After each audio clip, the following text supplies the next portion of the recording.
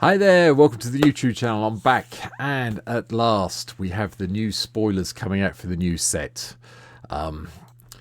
Aetherdrift. So I've been looking at the spoilers that come out, and there's one card that's caught my eye already, and it's the backup commander from what I think is the pre-con deck, and it is obviously Pia Nalaar, Chief Mechanic, green, blue and red for a 2/4 human artificer.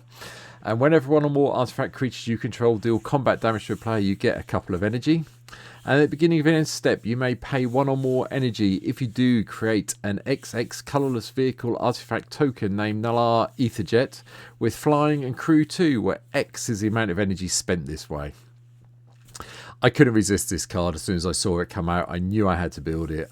So this, obviously the whole set's not out yet. I don't know what's coming, but this one just hit me straight away, and I had to get this video out fairly quickly. So hopefully it's a bit of a surprise for you on the day it comes out. But just remember, don't know all the cards in the set yet. This is just a pure starting point of where I'm going to start when this card becomes available.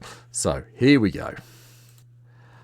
I've gone fairly heavy on the creatures because I wanted a lot of artifact creatures so we get this combat damage in. So I'm kicking off a Hangerback Walker just so we can get those lovely Thopter tokens when it dies off.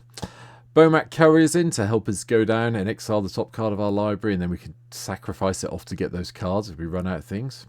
Haywire Might seemed like a good all-round inclusion in the deck just to get rid of those annoying artifacts and enchantments our opponents may have that aren't obviously creature-based anyway. Going into Fallout, Assaultron Dominator makes an appearance. It gives us a couple energy when it comes into play. And whenever an artifact creature you control attacks, you may pay an energy. And if you do, put your choice of a +1/+1 counter, first strike, trample, or trample counter on that creature. It seemed good in this deck, so it went straight in. Enthusiastic Mechanauts in just to cut down the cost of our artifact spells, which is what we have a lot. Apocryphite comes in. Haven't played this for a while. I quite like the fact that when it dies, it goes to suspend land and comes in a lot bigger. So it makes sense to me to have it there. Ethereum Sculptor's in just to cut down the cost of our artifact spells. Servant of the Conduit also makes an appearance because we want, we're making enough energy in the deck. We should be able to pay an energy occasionally to get the mana we need to make a card tick. Steel Overseer, sorry. Put all those +1/+1 counters on our artifact creatures. Yep, go with that. Architect of the Untamed, more ways of getting energy with the landfall triggers that hit as we come in. Brayer's Apprentice, two Thopter, well, a Thopter token, then we can sacrifice artifacts to pump creatures or exile the top card of our library, and we can play that card until the end of our next turn. Seemed like a reasonable thing to have for me. Foundry Inspector cuts the cost of our artifacts down. Junk Diver brings them back when they've gone to when this goes to the graveyard. When this dies, we get to bring one back from our graveyard to our hand. Jumping back over to the Fallout set, Nick Valentine Private Eye can't be blocked except by artifact creatures. And whenever this or another artifact creature dies, we get to investigate, so it helps us with the card draw with this deck. Rogue Refiner's here just for the card draw and the energy. Scrap Trawler does the whole get things back from our graveyard when it or another artifact goes into the graveyard from the battlefield. We get to return something with lesser mana value to our hand. Shardless Agent for the Cascade ability. Sith Eradicator comes in from Fallout as well. Whenever it attacks, exile top card of the library, you may get 2 energy. If you don't, you may play that card this turn. You're going to be going with the energy for this. 3 mana for 3/3 with haste. Yes, please. Thank you. Whirler Virtuoso gives you 3 energy, and if you're desperate for an artifact creature to get some damage in with, you can pay 3 energy to get a Thopter token. Workshop Assistant just brings back another target artifact card from our graveyard to our hand when it dies, which gives us a bit of hope. Phyrexian Metamorph comes in as well. It copies the biggest creature or artifact on the battlefield that will help you out. My favourite trick with this at the moment I've been doing is copying portals of Phyrexia. That really does upset people. Solemn Sim gives us a land and then a card draw when it dies, and maybe some energy when it gets some damage in. Blade Griff Prototype. I wanted a flyer. This is an expensive one at 5 mana. I'm very aware of that. But dealing the combat damage to a player, then getting to them to pick a non-land permanent of that player's choice that one of your opponent's controls gets blown up, helps you out occasionally. Kuldulf the Thord Master, just a way of sacrificing our artifacts off to go and get other artifacts from our library into play. Multiform Wanderer, because it gives us the energy. We can pay the energy to give it flying, vigilance, or lifelink. It can help occasionally, especially if we need to get some, pay 1 energy, get in for some damage, and then get a couple of energy. Root Wire Amalgam. I'm not sure about the prototypes. I like them because they give you options. But yeah, why not? I thought I'd give it a try out. They're all in here somewhere. Synth Infiltrator comes back in from Fallout as well for the improvise. So, cuts the cost down by tapping our artifacts, and it comes in and copies any creature on the battlefield. So another way of getting something into play that you may need. The Green Gear Hulk, chuck around the +1/+1 counters, and the Behemoth of Vault 0 enters. You get 4 energy. When it dies, you may pay an amount of energy equal to target non-land permanent's mana value and blow it up. It does tend to stay around a little while, I've found. Combustible Gear Hulk's also in just for the card draw. Duplicate to take out those annoying creatures, and then it becomes a copy of it, so live with that. Ethereum Horn Sorcerer for the Cascade ability. It's also an artifact creature that's a Minotaur wizard, so that helps a bit with Pia Nalaar getting the damage in. Kappa Cannoneer. Yeah, this is the one you do want to be attacking with and keep it in play. The ward form usually maintains its place in play, and getting in with this, because you will be casting the artifact most turns, making it unblockable and getting the +1/+1 counters help. Worm Coil, because I want something a bit traditional, and I like the Death Touch and Lifelink and the 2 little tokens it leaves behind when it dies.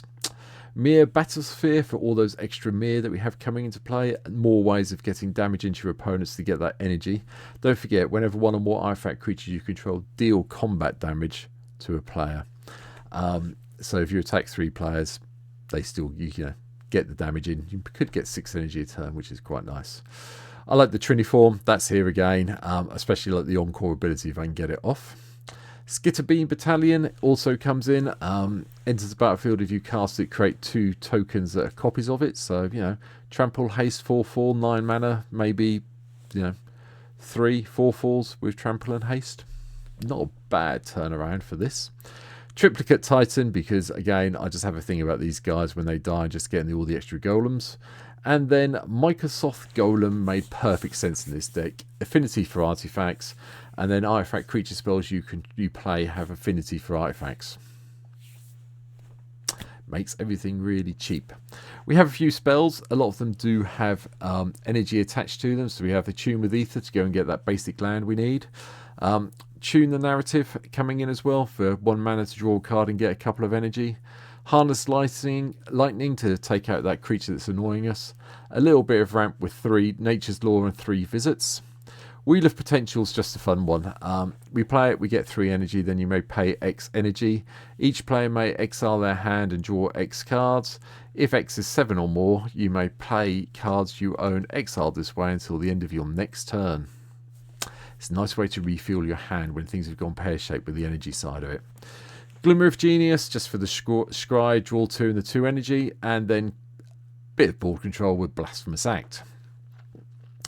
Most of the ramp, however, is focused in the artifacts. I'm aware of that. People will complain that I haven't played enough green ramp. You can drop some of these if you want to, but I think these are the right way to go.